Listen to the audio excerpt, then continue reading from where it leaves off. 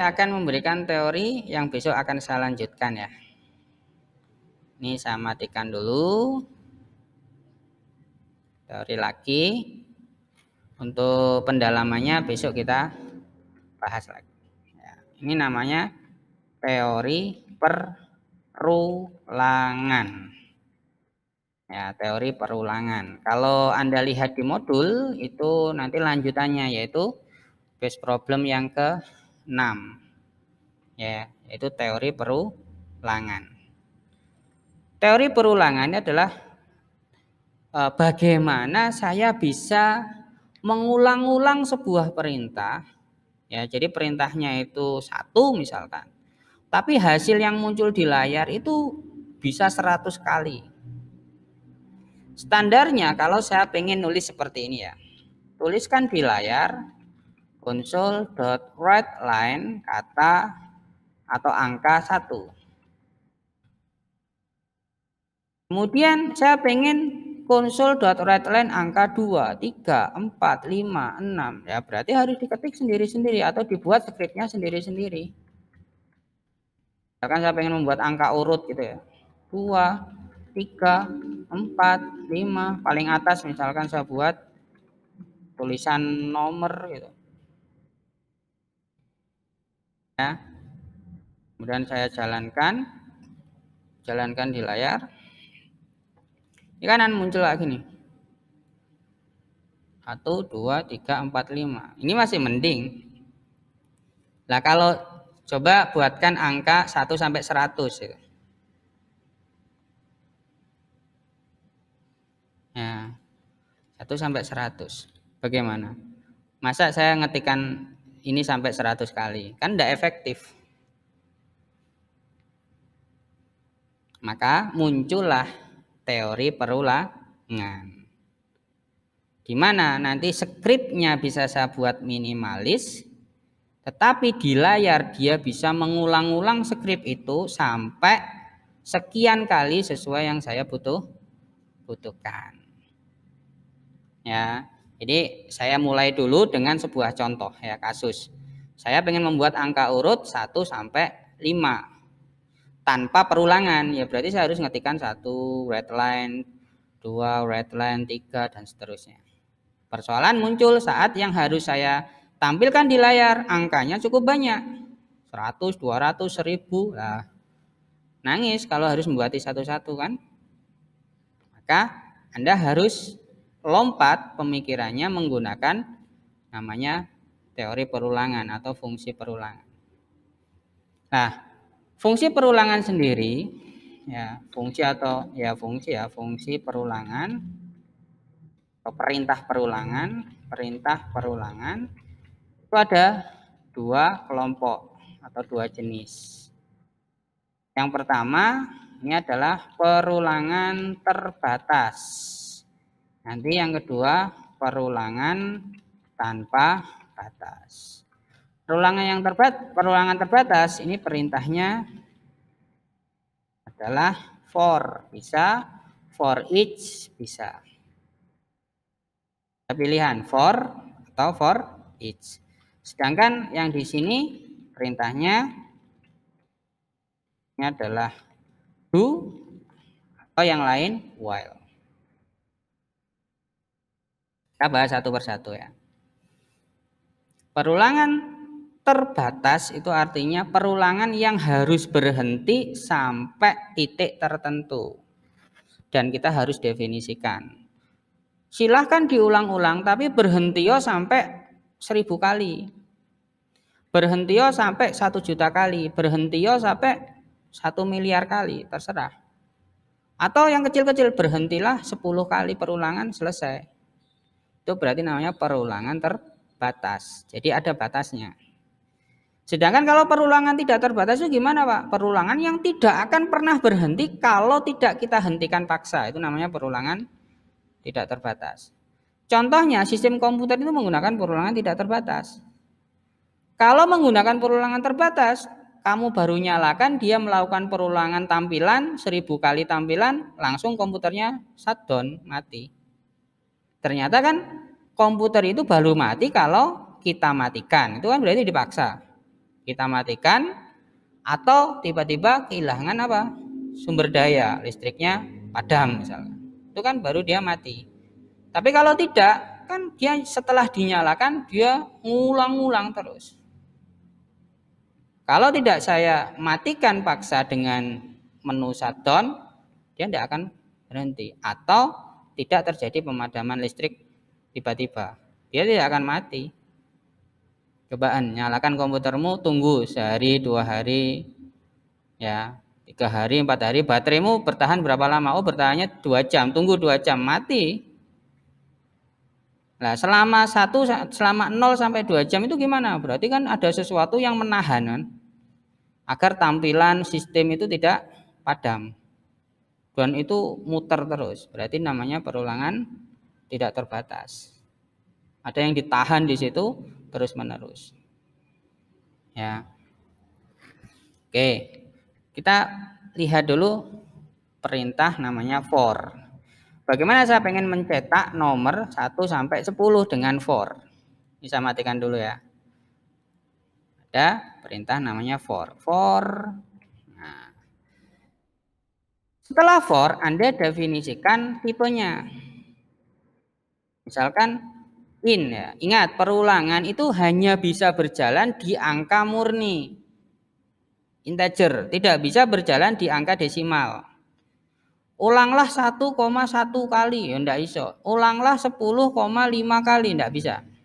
Angkanya harus angka-angka yang pasti. 1, kedua, 2, ketiga, 3, keempat. Misalkan saya buat variabel i, ya variabel itu mulainya dari 1. Sampai itu berarti ngomongnya gini.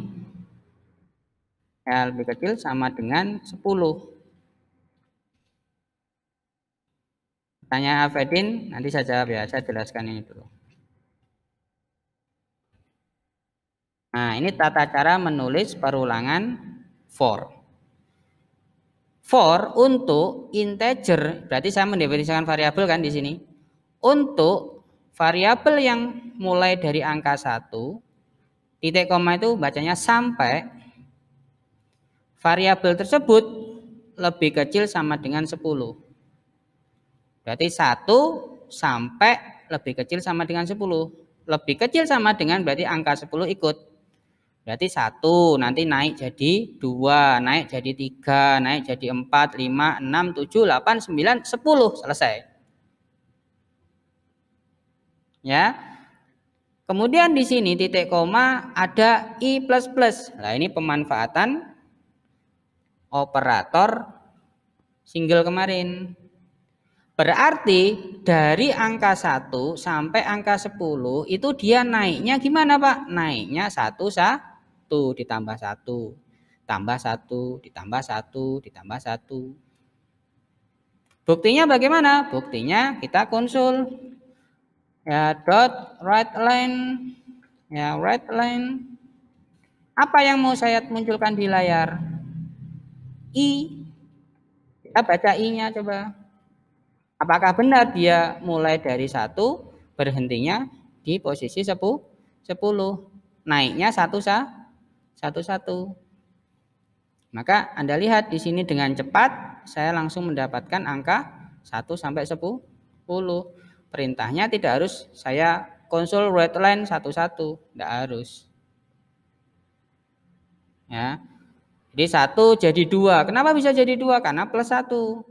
2 plus 1 jadi 3, 3 plus 1 jadi 4, 4 plus 1 jadi 5, 5 plus 1 jadi 6, plus 1 jadi 7, plus 1 jadi 8, plus 1 jadi 9, plus 1 jadi 10, plus 1 11. Bagaimana 11? Di luar syarat. Di luar syarat maka dia berhenti. Tidak akan dimunculkan hasilnya, maksudnya gitu. Nah, ini ada pertanyaan dari Arfedin seputar yang saya ceritakan tadi, Pak. Kalau komputer sleep itu gimana? Komputer sleep itu kan baterainya tidak habis kan? Coba kalau kamu sleep 1 bulan. Gimana kalau baterainya habis? Ya mati, pancet mati kan? Berarti selama proses sleep itu ada sesuatu yang menahan agar apa? Agar komputermu itu tidak hilang tampilan, tidak hilang atau tidak off menjalankan sistemnya.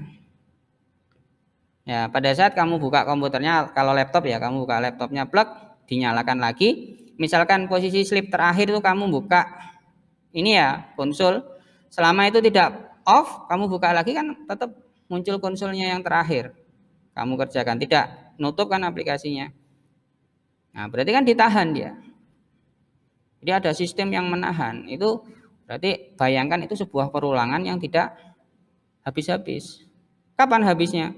Ya kalau kamu sleepnya kenemenen sampai baterainya habis. Seperti itu. Nah, biasanya sleep, hibernate itu kerjasama dengan baterai CMOS, baterai BIOS. Ya, jadi kalau sering-sering kalian melakukan hibernate yang terlalu berat, nanti baterai BIOS-nya itu masalah. Ya, masalah pasti ngedrop karena dia juga diambil dayanya. Sedangkan listriknya misalkan sudah terlanjur kritis. Baterainya sudah terlanjur kritis, maka untuk bisa tetap menahan, dia ngambil daya dari CMOS-nya, baterai BIOS-nya. Baterai BIOS-nya nggak kuat, baterai utamanya habis ya buyar. Pasti akan close sleep-nya. Artinya komputer itu akan mati. Ya, kalau terlalu lama. Seperti ini. Pak, saya lanjutkan ya. Saya pengen mengulang 100 kali. 100 kali ya tinggal di sini 100. Maka hasilnya langsung Anda dapat angka dari 1 sampai 100 dengan cepat. Nah, coba kamu tidak ngerti perulangan. Console.readline 1, console.readline 2, console.readline 3 dan seterusnya sampai 100 kali. Nah, itu kan tidak efektif ya. Terus apakah naiknya itu selalu satu-satu, Pak? Tidak. Kalau kamu mau naiknya 22, 55, 10, 10, main-mainnya di sini. Yang depan ini disebut dengan batas. Batas bawahnya berapa, batas atasnya berapa. Ini pun tidak harus dari satu. Dari minus bisa, dari angka tertentu bisa. Tidak mulai dari satu, tapi dari 6 bisa. Tidak masalah. Ya, saya mencontohkan dari satu biar bayangannya enak ya. Bahkan saya ngomong 1 sampai 100. Nulisnya seperti ini. Naiknya berapa? 55. 55 itu berarti I yang baru sama dengan I yang lama plus 5 kan. Nulisnya seperti ini. Untuk pergerakannya.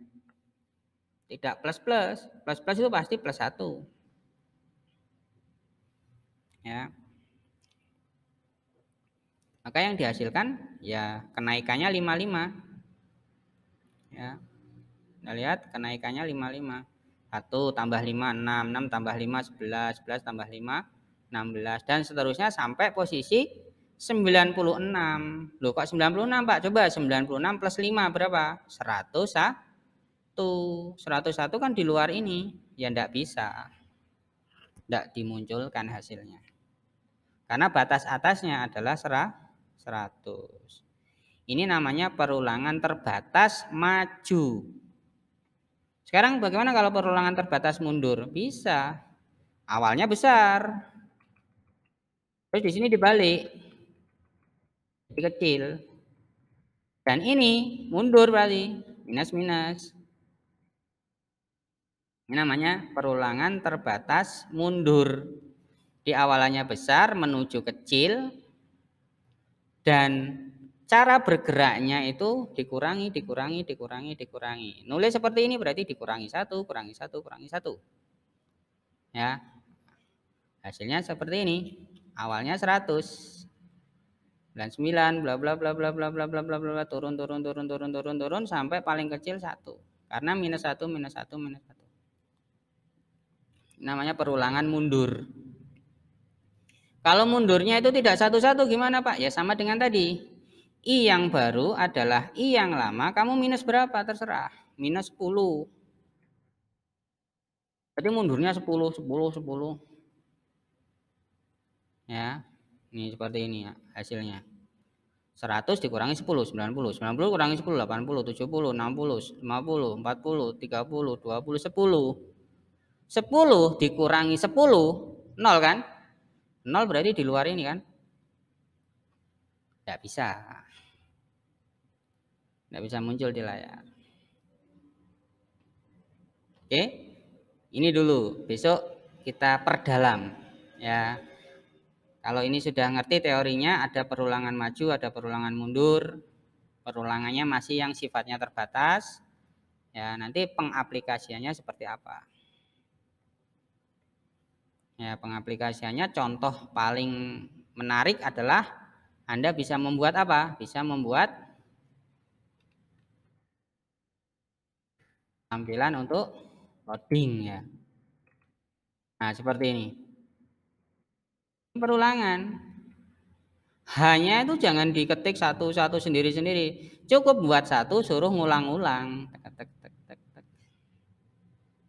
Anda bisa membuat tampilan loading namanya. Itu pakai perulangan.